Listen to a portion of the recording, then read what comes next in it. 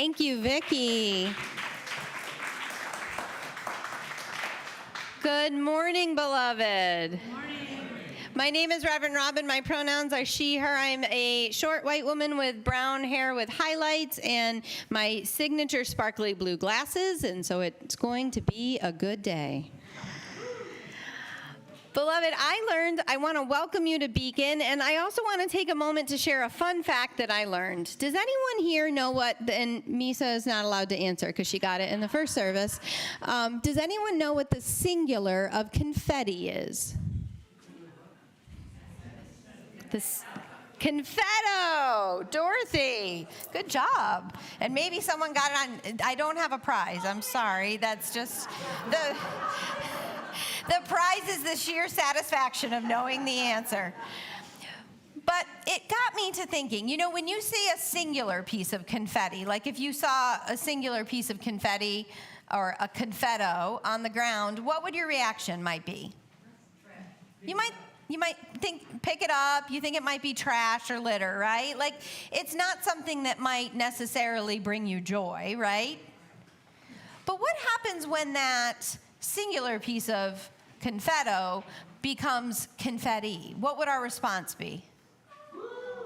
Joy, happiness, excitement. And so I just want to acknowledge that some of you might have come in this morning feeling a little like a confetto. Okay?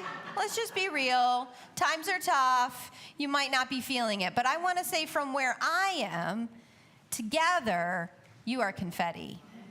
And so in that spirit, may we joyously greet each other. Would you say hello to your neighbor and welcome one another?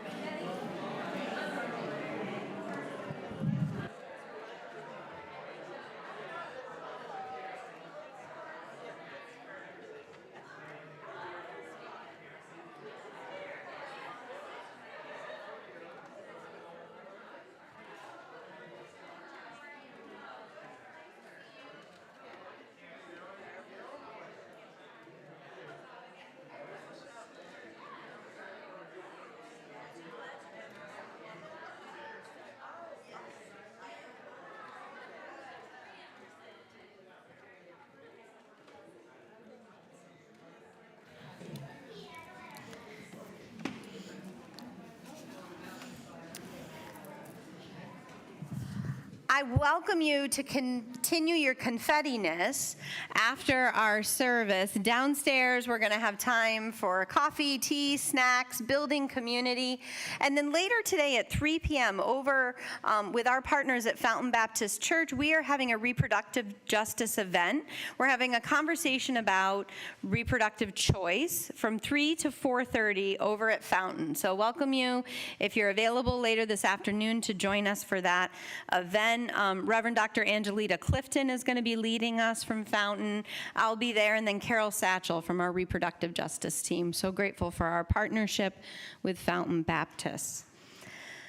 One of the ways that we create joy in community, strengthen our relationships as Unitarian Universalists, is to share our covenant. And that's what I would like to invite us to do as we begin this service today. Hopefully one of the greeters or ushers gave you a copy of our covenant. If you didn't get one, you can go ahead and raise your hand, and Jen will make sure to get you one. And for those who are joining us online, Pablo Vasquez, our intern minister, is going to drop the covenant into the chat so you can read along with us. Would you join me? Love guides this congregation. Love calls us daily to acts of liberation grounded in anti-racism. We affirm that we live in the complexity of intersectionality and that building healthy and loving relationships is a spiritual practice requiring both inward and outward focus. Thus, we covenant to listen deeply, speak compassionately, express gratitude, and embrace our unique diversity. We endeavor to communicate honestly and with compassion, particularly when we are in conflict. When we hurt one another, we will try to make amends, forgive, and reconnect with an intent to repair, change, and grow. Our purpose is to be radically inclusive, feed the human spirit, and heal the world. In celebration of the common purpose that unites us, and with the aspiration of beloved community before us, we will do our best to abide by this covenant. Thank you, beloved. I invite Missy Rogers to come forward to kindle the light of our chalice. Good morning. My name is Missy Rogers. I'm your worship associate today, and just a brief description for those who may need it. I am a white woman with salt and pepper hair, glasses, and I think this would be called fuchsia-colored turtleneck on today. And as we light our chalice, I ask, is there someone here today who would like to come up and actually light the chalice while I read our words this morning?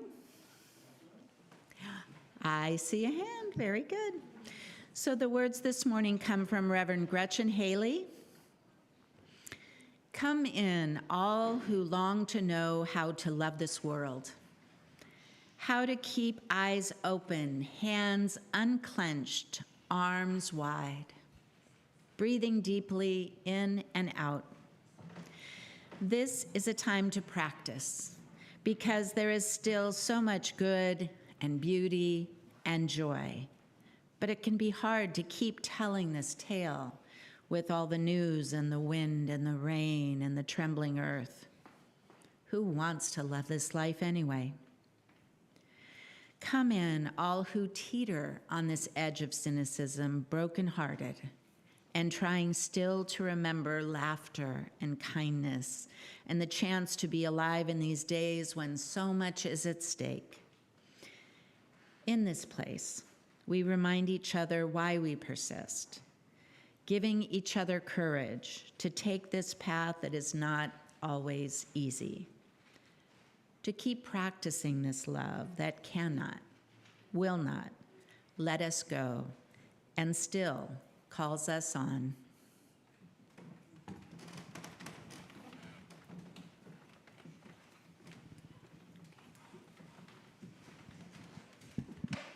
Good morning. My name is Misa Iwama. I'm the Director of Music Ministry, and I'm here today with Vicki Carter. And our first song is number 347 in the hymnal, which is Gather the Spirit. And I invite you to rise in body or in spirit as we sing together.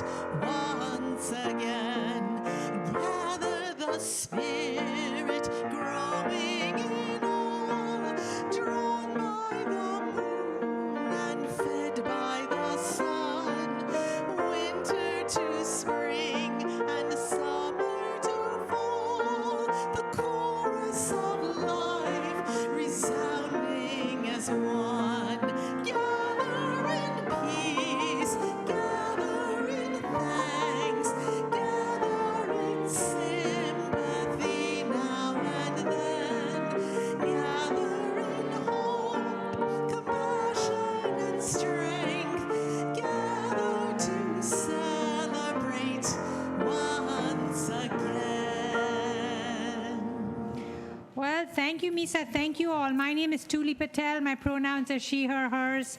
And I am a aging woman from South Asia with graying hair. And today I'm wearing black pants and a blue tunic.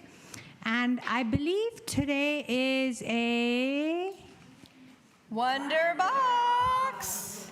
Are we It's excited? the most wonderful time of the year. Are we excited? Really? You don't sound very excited. Give me an excitement. All right, Wonder Box. All right, so we need someone who is excited and wondering about what's in the Wonder Box to wonder with me and then open it. Is there anyone who would We got like to Sten open? right over there. Come on up, Okay. Sten. Come on. Come on down. All right.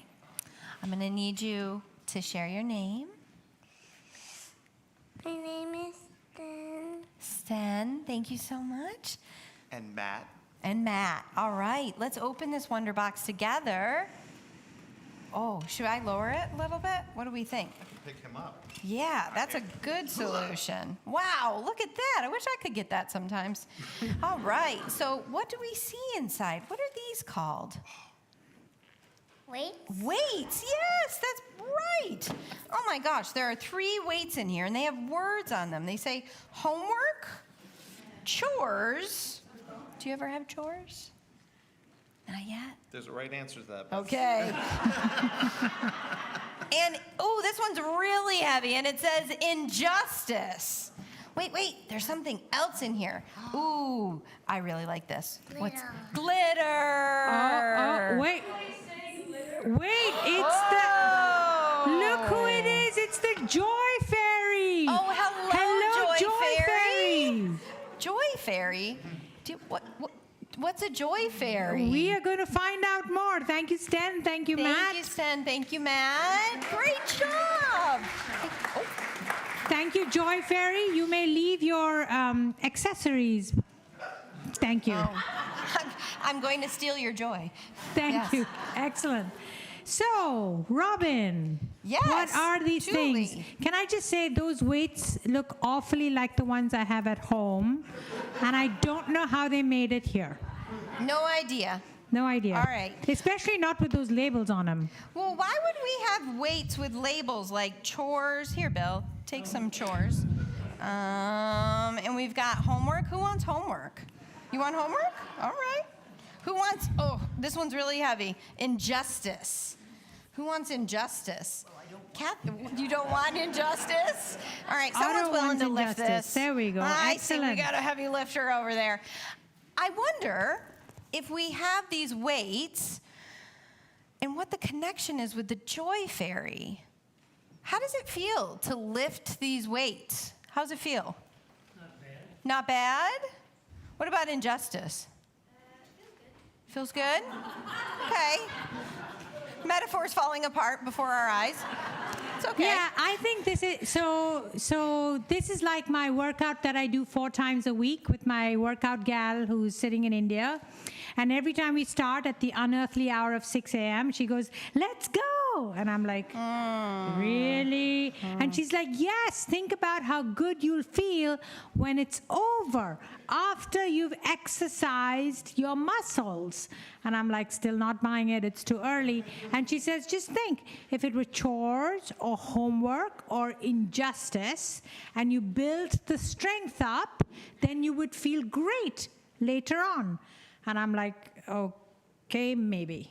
So that kind of reminds me, yesterday I went to one of the hands-off rallies. I went to D.C. Anyone else go to a protest yesterday? All right.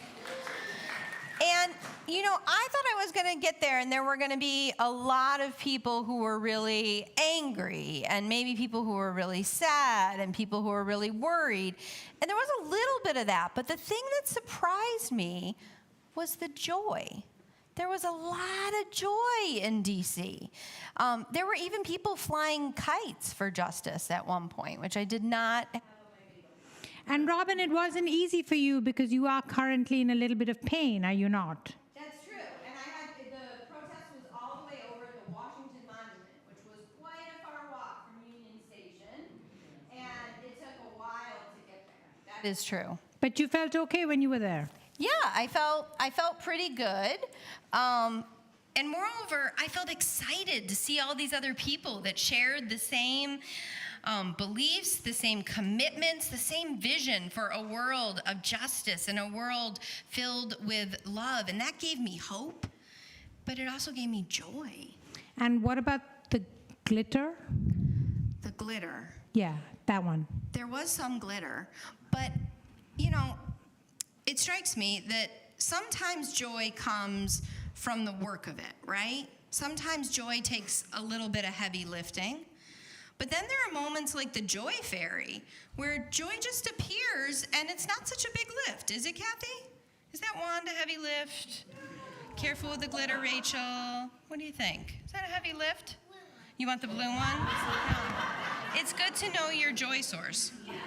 Yeah. It's not so hard, right? Sometimes joy just appears. What are some ways in which joy might just appear in your life? What are some things that bring you joy that aren't a lift? We got Otto over here. Otto and Donna. Okay. Playing with my friends. Playing with your friends. Saying I want the blue one. Saying I want the blue one. I come into the sanctuary here, and along with everything else, I see the triptych in front. Yeah. Beautiful art, right? Dancing. Dancing. These are great. Let's keep them going. My dogs. Dogs. Cynthia. Oh, rainbows. Rainbows. I bet there's some coming in online, too. Got a hand up? Family. Family. Oh. I got a little teary-eyed. Waterfalls. Waterfalls. We could spend all morning naming the things, the people, the experiences that bring us joy. Isn't it amazing how much joy exists right in this moment? So sometimes we have to be aware of joy and recognize it as joy when it shows up. At other times, we have to build that muscle that's going to be ready when joy enters. That's a good thing to know. Do you think you all, I wonder if you could help me remember that. Sometimes we have to lift a little to find the joy, and sometimes we just have to be open to it. You think you could help me remember that? Thank you. We're going to sing with Misa, and the kids are invited to join in the singing and then head downstairs to our small groups. Or meet me in the lobby if you don't know where to go. All right, well, if you were here last week for One Day Choir, you got a head start on this piece because we're going to sing Joy Comes Back by Sean Staples. And you'll always be able to sing the refrain at least. The refrain goes like this. I wanna be ready. You want to sing that? I wanna be ready. The next line is, I wanna be ready. I wanna be ready. I wanna be ready when joy comes back to me. It goes like this. I wanna be ready when joy comes back to me. Now that was a very beautiful sound. So I invite you to rise in body or in spirit, and you'll always be able to sing that, which because it comes back multiple times. I wanna be ready. I wanna be ready. I wanna be ready when joy comes back to me. I wanna be ready. I wanna be ready. I wanna be ready when joy comes back to me. I've been downhearted. I've been downhearted. I've been downhearted, but I won't be down for long. 'Cause I wanna be ready. I wanna be ready. I wanna be ready when joy comes back to me. I've been too long crying, too long crying.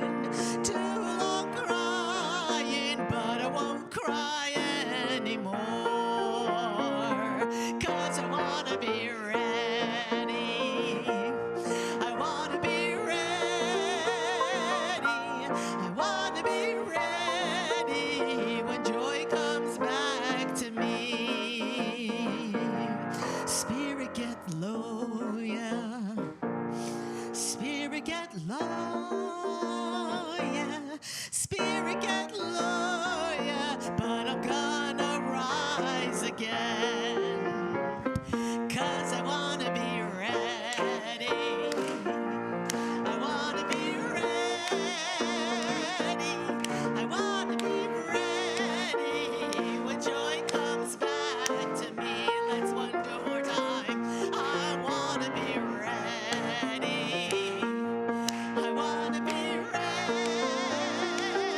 I wanna be ready when joy comes back to me.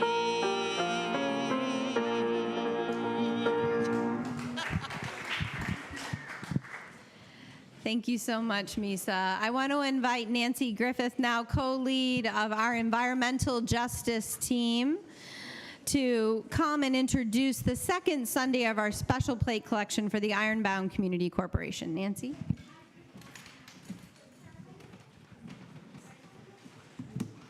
Hi, I'm Nancy Griffith. My pronouns are she, her. I'm a medium-height, gray-haired old lady, gradually getting used to old. Don't laugh at me, Kathy. She's almost as old as I am. Not quite. Okay. So I'm wearing a many-colored blouse with like colors that kind of match Robin Stoll. I just realized. Yeah. So they're pink, other pink, black, orange, beige, white. Anyway, so I'm here to talk about our plate today, and we're dedicating our plate collection for environmental justice this spring to the Ironbound Community Corporation. When my family and I first moved to New Jersey 38 years ago, the only thing I knew about the Ironbound was that it was surrounded by rails and had great Portuguese restaurants. And we checked that out pretty soon after getting here, and it's true. But that's only a small part of it. Ironbound is a vibrant, multi-ethnic community, including many Italian, Spanish, Portuguese, and Latin American residents. The Ironbound Community Corporation is an organization providing the community with cradle-to-grave services. There's a pre-K, youth programs, family programs, mental health programs, adult education, and jobs counseling. They also engage politically when needed, recently joining the opposition to reopening the Delaney Hall ICE Detention Center in Newark. But Ironbound is also a community surrounded by polluting facilities of many sorts. New Jersey's largest garbage incinerator, and New Jersey has lots of garbage, a former Agent Orange dioxin factory, which is one of the country's most contaminated land sites.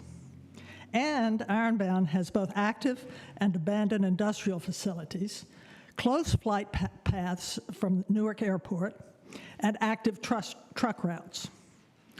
It's on the Passaic River, a heavily polluted waterway. The Ironbound Community Corporation was instrumental in getting a landmark law passed in New Jersey known as the Environmental Justice Law. This law is based on the observation that lower-income people and people of color are more likely to live in heavily polluted neighborhoods. And this can be and has been verified by statistical analysis, and you can read all sorts of academic reports. But it's also just logical that communities that are poor and have less influence are going to be the sites of industry that nobody wants. So the EJ law requires companies that want to add polluting facilities to that kind of community to hold public hearings and demonstrate that they will either not add to the pollution or that they will do other work for the community that the community accepts as a reasonable compromise.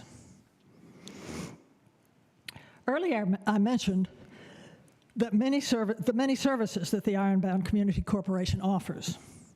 One of the most delightful and, might I say, joyful initiatives of the ICC is the Down Bottom Farm, a community garden in the Ironbound.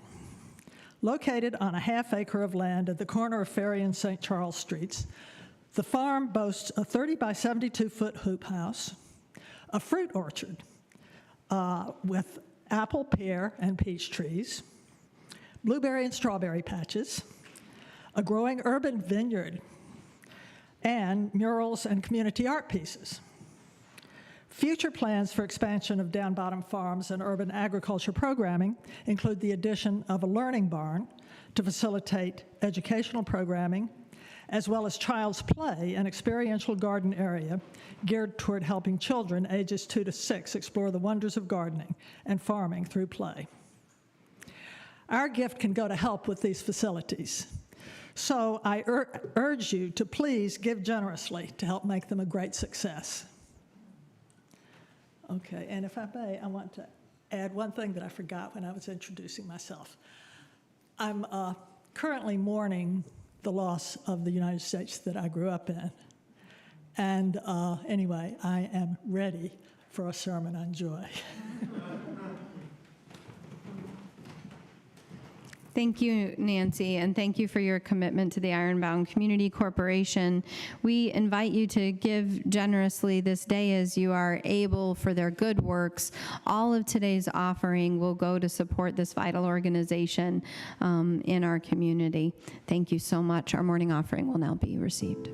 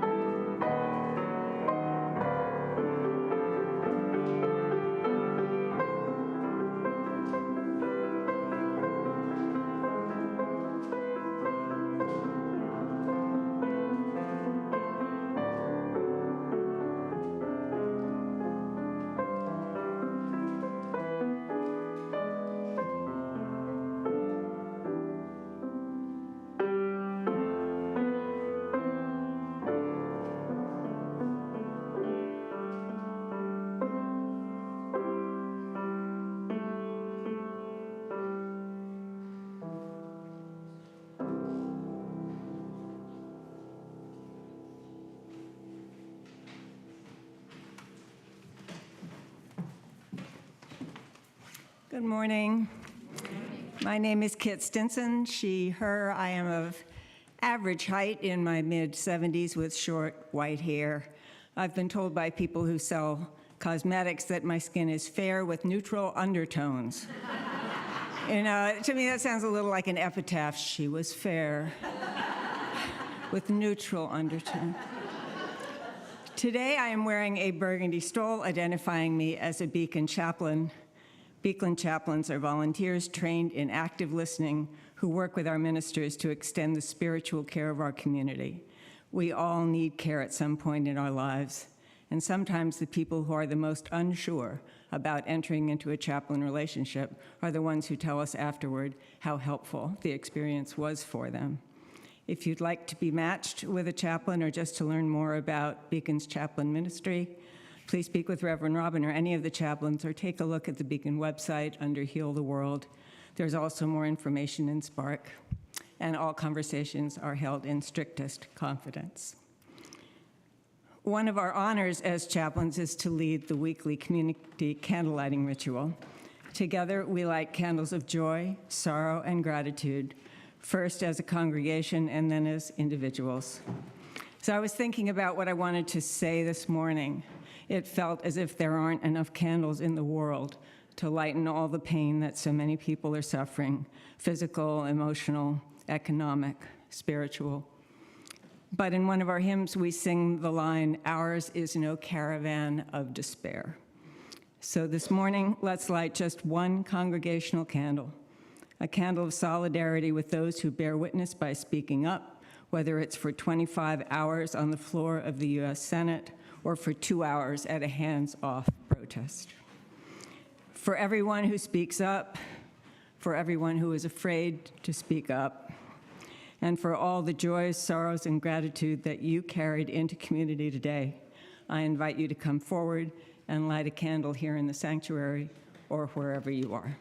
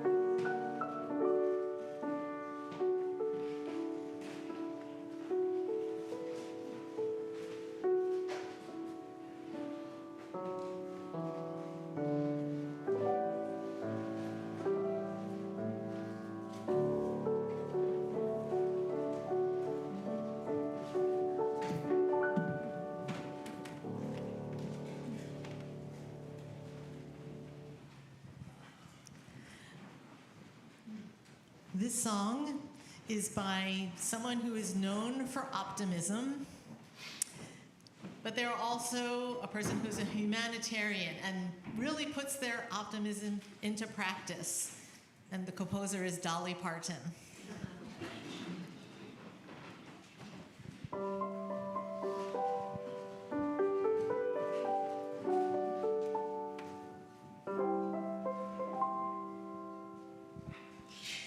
It's been a long, dark night, and I've been waiting for the morning.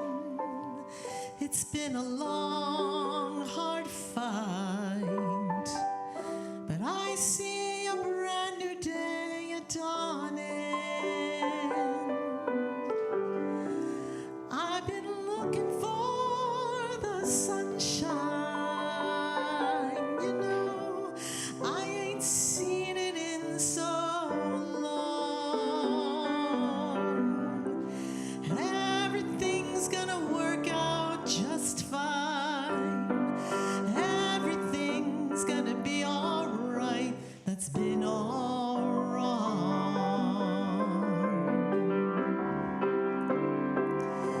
'Cause I can see the light of a clear blue morning. I can see the light of a brand new day. I can see the light of a clear blue morning. Everything's gonna be alright. It's gonna be okay.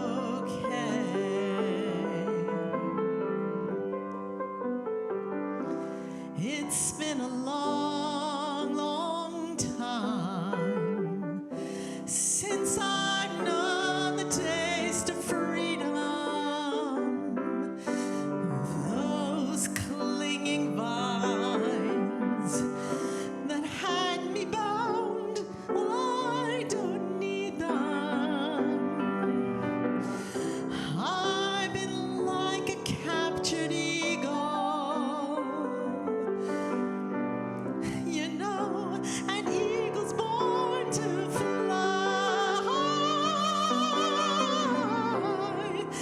Now that I have won my freedom, like an eagle, I am eager for the sky. 'Cause I can see the light of a clear blue morning. I can see the light of a clear blue day. I can see the light of a clear blue morning. Everything's gonna be alright. It's gonna be okay. Everything's gonna be alright. It's gonna be okay.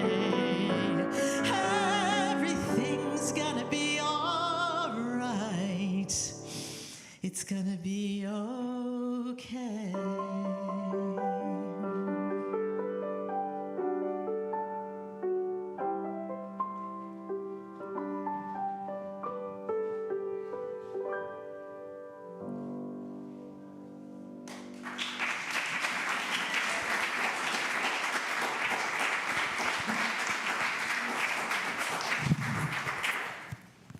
Thank you so much, Misa. Thank you, Vicki. I said it in the first service, so I'm going to share it again.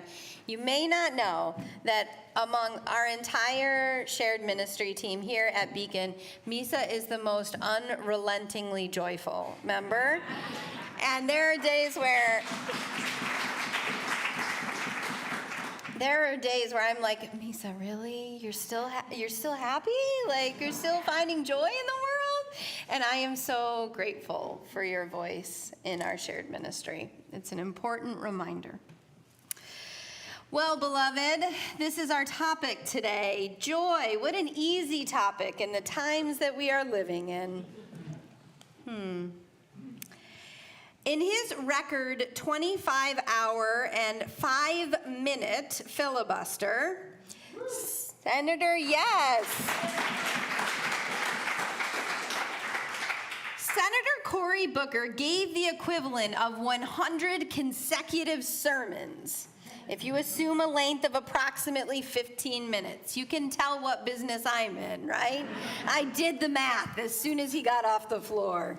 It was amazing. And within that, there were many nuggets of truth, many important prophetic statements that he made, and invited others to ask questions about, incredible, inspiring moments. But it was this one line that was almost kind of a subtle line that he brushed over and kept moving along that has stayed with me, that I've been thinking about all week, in part in preparation for coming to share with you about this month's theme, joy. He was talking about the challenge of living in these times and the incredible amount of fear that is around our country and around the world, and he said this: fear is a prerequisite for courage. And that kind of stuck with me. Not that courage, which sometimes we can think about, implies, right, that you don't have any fear, that you don't recognize fear, that you're just so courageous, you plow through it. No, Senator Booker, by contrast, said it is because of fear that we are able to be courageous, that courage takes meaning in the presence of fear.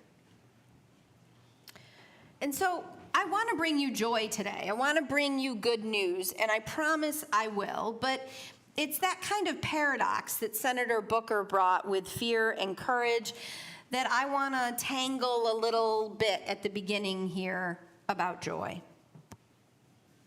We live in paradoxical times where truth is often not as simple as a slogan, but is found more in the in-between.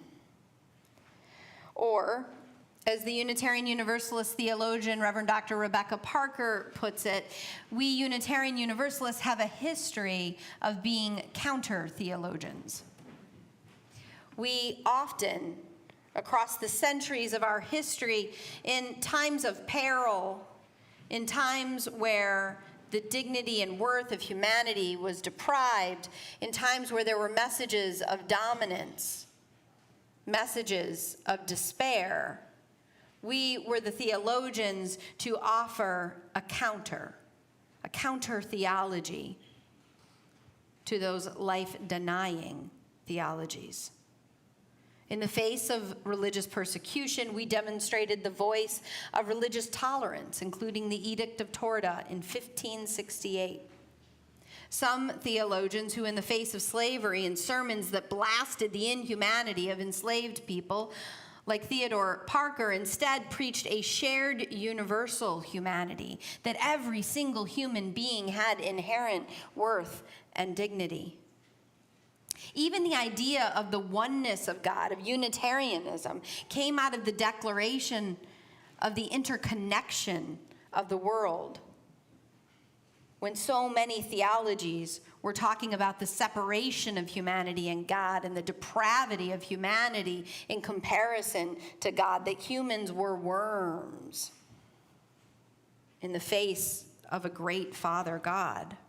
Again and again, our history has been, most particularly when the powers that be, whether social or political or religious, want to extinguish the light and beauty in this world, to offer counter theologies.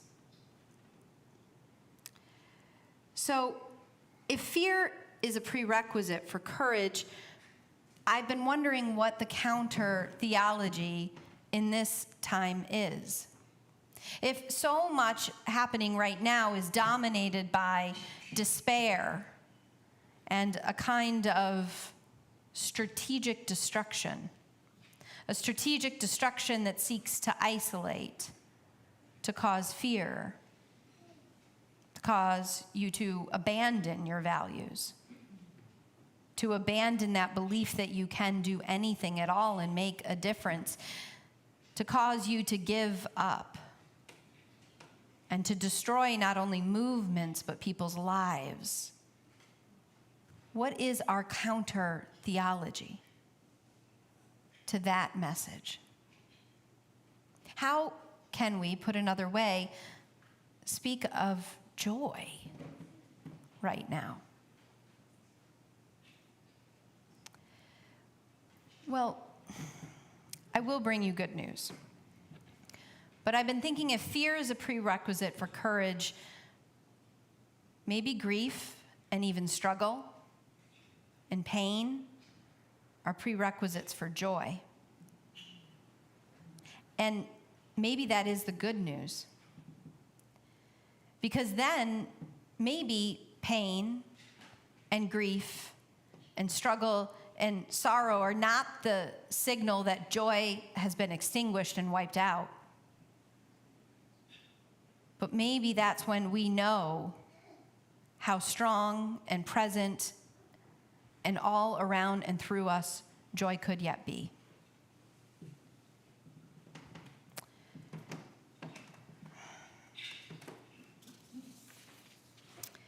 Put another way by the poet Naomi Shihab Nye in her poem Kindness. Before you know what kindness really is, you must lose things. Feel the future dissolved in a moment like salt in a weakened broth. Before you know kindness as the deepest thing inside, you must know sorrow as the other deepest thing. You must wake up with sorrow. You must speak to it till your voice catches the thread of all sorrows and you see the size of the cloth. And then it is only kindness that makes sense anymore. Only kindness that ties your shoes and sends you out into the day to mail letters and purchase bread. Only kindness that raises its head from the crowd of the world to say, it is I who you have been looking for. And then goes with you everywhere, like a shadow or a friend. If sorrow is the prerequisite for joy, there is then good news. Because maybe sorrow and grief, mourning for your country, is a signal that evil actually hasn't won the day, that you remember the vision, that you know who we could be. Maybe that sorrow, that pain, that grief is also a signal for a deeper joy that, in the words of Shirley Caesar, the gospelist, the world didn't give it, and therefore the world can't take it. Maybe that joy is a deep, abiding sense that's always present, but kind of elusive, like that joy fairy. Joy that emerges sometimes from the work of lifting and doing the hard things, of confronting injustice. Joy that sometimes seems to be cultivated out of nothingness when we are together and we move from a confetto to confetti. As the poet and essayist Ross Gay tells us, whereas delight is episodic, joy is deep. It is abiding. Happiness, by contrast, as brother David Stendhal Ross says, joy is the happiness that doesn't depend on what happens. Joy is the happiness that doesn't depend on what happens. The world didn't give it, and the world can't take it away. It is that sense of I am not alone, I am connected somehow. And that joy takes ever greater meaning, like the flavor in a broth with the salt of our sorrows, our pain, our hardships. Suddenly we appreciate joy in a new way, just like I appreciated coming up that hill and seeing the Washington Monument and seeing all of these people yesterday celebrating, almost like in a fiesta. The theologian Elaine Padilla talks about in her book Divine Enjoyment that the holy is present, not in our earnestness, but in this joy that can bubble up in fiesta, in banquet, in carnival.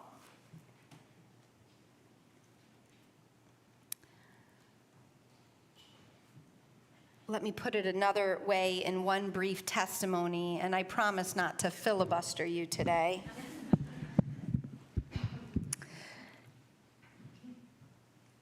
When I think of joy, I think of a woman I knew a while ago when I was just brand new in ministry. Her name was Jody Kaser. Jody was an amazing human being. She came to North Carolina, where I was the minister in a small congregation in Charlotte, from the Midwest, where she had been a longtime Unitarian Universalist and had a very long tenured career in healthcare. She decided to retire to North Carolina. And I used to have this little session called Tea with the Minister. And Jody walked in one day, and normally it was, kind of a low-key get-to-know-you opportunity. And Jody came in and sat down with that kind of presence that you knew you should take out a notebook with a pen, because you were going to be told something important. And sure enough, Jody shared with me that she had just retired from this career in healthcare. She was going to stay a member of the other congregation she was in Wisconsin, and she was going to spend her summers there, but the rest of her winters would be with us. She wanted to get engaged. She wanted to know, what kind of global ministries did we have? Global ministries? Well, she said, if you're interested, I created a project where I created women-owned businesses in Kenya and in Guatemala where they create crafts and trades, and then they're able to sell in a world market. And they not only make these things and get the profits from them, but they own their own businesses. So they're brokering and controlling the entire process of the business. And would we be interested maybe in becoming an investor in this business model, helping women in Kenya and in Guatemala transform their communities by having their own economic power? Sure. She came in with a force and a clarity of purpose, but also she came to us with joy.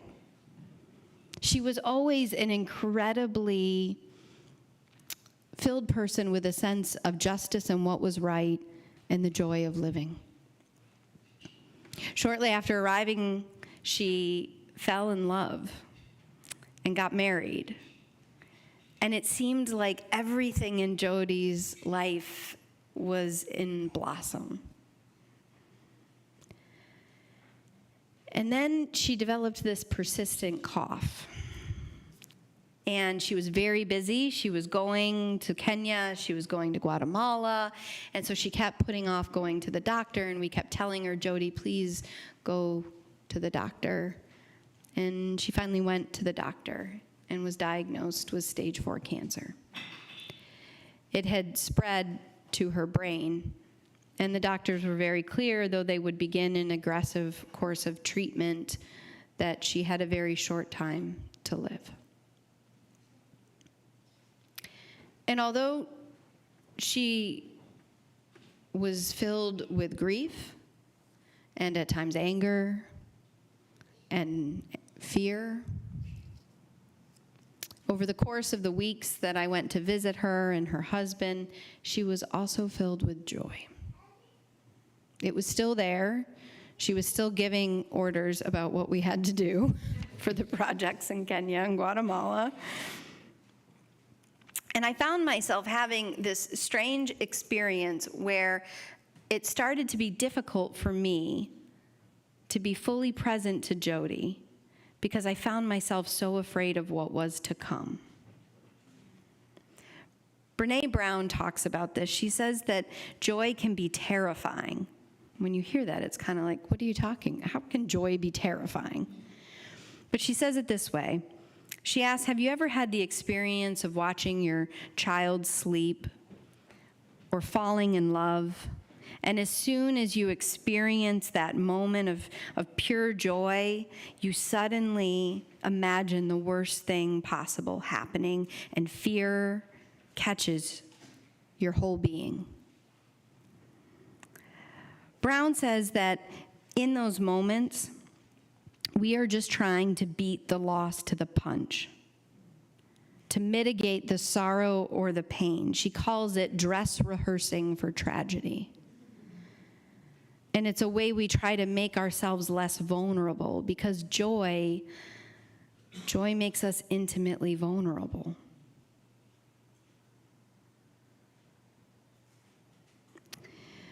Brown describes a man that she met in the course of her work who spent his whole life trying not to get too excited. Not too happy about anything, not too exuberant, just keep it kind of here. And then one day he was in a car accident that took his wife's life.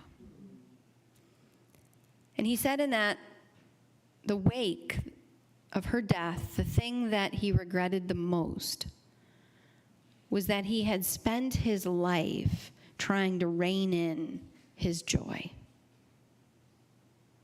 And he wished he had just let himself feel it, because no amount of dress rehearsing for tragedy protected him from the sorrow and the pain, of course, of losing his wife, of her death. Over the course of the months that followed, Jody seemed to be relatively stable. A pattern emerged. She would go in for a treatment, she would come home, have a period where she was very tired, and then would rebound, and then there would be more tests, and then more treatment. And we almost got into this pattern where it seemed like almost that might just go on. And she would survive this terrible disease. And then one day she was suddenly rushed to the hospital. She had a horrible headache, and she was in incredible pain. Her husband called me, and so immediately I went to the hospital, and as I got there, there was sort of a chaos emerging. They were doing tests, and it was clear she was going to need some kind of intervention quickly, and everyone was rushing around. And her husband came up to me and said, "Can you stay? I'm going to go home and get some of the things that we need to have because we're going to be here for a while." And I said, "Of course." And as soon as he left, the doctor came in and said, "The reason you're in so much pain is because there's too much pressure. There's too much pressure in your brain, and we need to relieve the pressure immediately. And the way to do that is to put a drain in." So I called her husband, but he was driving, and I couldn't get him on the phone. And Jody looked at me and she said, "Will you stay?" And that's when the doctor explained to me they were going to do this bedside. They were going to create a sterile room. I would step out. There'd be a window between us, but they were going to do all of this, drilling a hole into her head, putting in the drain right there in front of me. And I was a brand new minister. And although I had been a chaplain in a hospital, in that moment, all I felt was the sheer terror of not being able to be there for her. What if I couldn't do it? But Jody looked at me and kind of weakly smiled, and she looked terrified, and I'm sure I wasn't much of a help with my poker face. So I figured, well, we're all that we got. These two confettos standing here. So I walked outside the room, and I stood there squarely in front of the window, and I could see Jody. And they started the procedure. And the most remarkable thing in that moment was she didn't close her eyes. She didn't wince or scrunch down. She kept her head level and kept looking at me. So I kept looking back. And everything grew very, very still. And I realized that there were nurses all around us. Everyone was watching this moment. And I was looking at Jody's eyes, and she was looking into mine. And then all of a sudden, they put in the drain, and there was a release. And you saw it on her face. And she smiled from the sheer relief of not being in pain. And I smiled. And then we both started kind of laughing, which was the most impossible series of events. and they bandaged and took away all of the instruments and said I could go into the room, and I went in, and I didn't even realize that as I walked into the room to see Jody, I was smiling, I was beaming, and I looked at her and she was smiling, and I said, Jody, how can you be smiling right now? And she said, because you're smiling. And there was this joy, not a happiness, certainly not a delight, but there was, in the midst of that sorrow and that devastating disease, and the knowledge that she would not survive this, there was a deep, abiding joy. I'll never be able to give you a theology to explain how it was, but it was, and it happened, and it was extraordinary.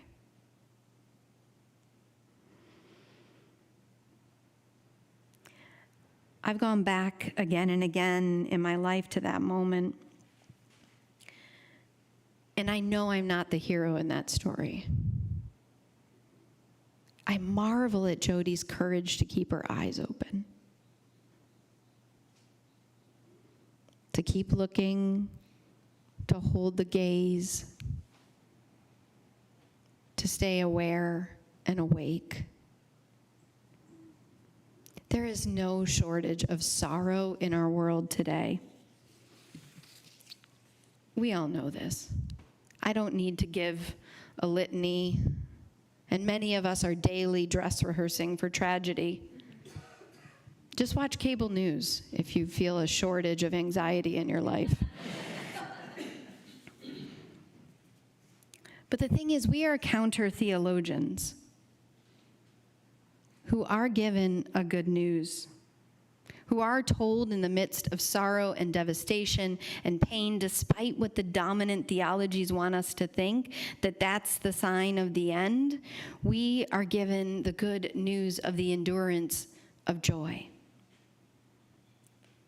Sometimes that joy takes muscle. Sometimes it takes the courage in the presence of fear to open and keep our eyes open. We also have a community that can help us get ready for joy, that can transform us from a confetto to confetti. And just like in that march, all of a sudden we can be aware that injustice can't eradicate all of our joy. No matter what the powers that be want to do, the world wants to wipe it away, and still this thing from a source that I do not know comes back again and again and again. Joy is resistance, to quote Alice Walker, is the good news I bring for you today. So, beloved, we have all the prerequisites for this course in this time. Do we not? And do we not have the community to experience it? We do. Do we have the courage to keep our eyes open? We do. And I promise you, we have the theologies to counter this despair. Joyful, joyful this earth. Her people. You beautiful people. Do you know you're beautiful? Some of you are like, don't do it. Don't come off that podium and tell me I'm beautiful. Not today. But you are beautiful. You're enduring. You're brave. And joy is already here. So let's be the confetti. Amen.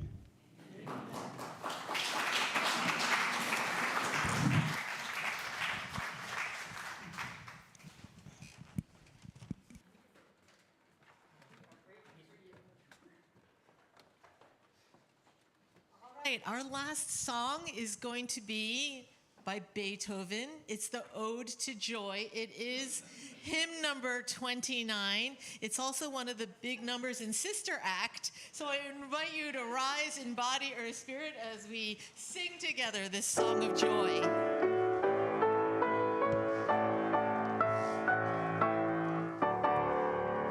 Joyful, joyful, we adore thee, God of glory, God of love. Hearts unfold like flowers before thee, hail thee as the sun above. Melt the clouds of sin and sadness, drive the pain of doubt away. Giver of immortal gladness, fill us with the joy of day.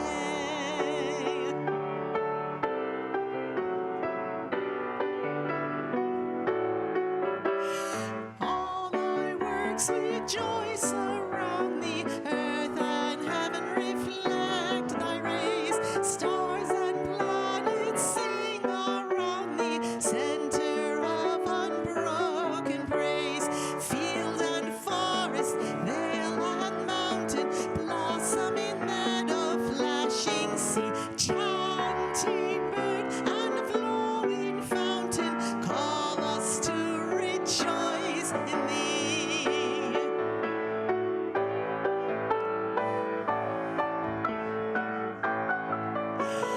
Thou art giving and forgiving, ever blessing, ever blessed, wellspring of the joy of living, ocean depth of happy rest, ever singing, march we onward, victors in the midst of strife. Joyful music lifts us onward in the triumph song of life.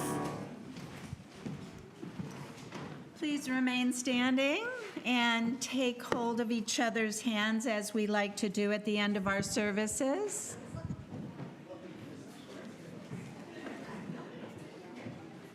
What? Okay. And as we end our service today, I read the words of Reverend Leslie Takahashi. All that we have ever loved and all that we have ever been stands with us on the brink of all that we aspire to create. A deeper peace, a larger love, a more embracing hope, a deeper joy in this life we share. Go forth and be co-creators of our deepest values, centered, called, kept by love. Amen.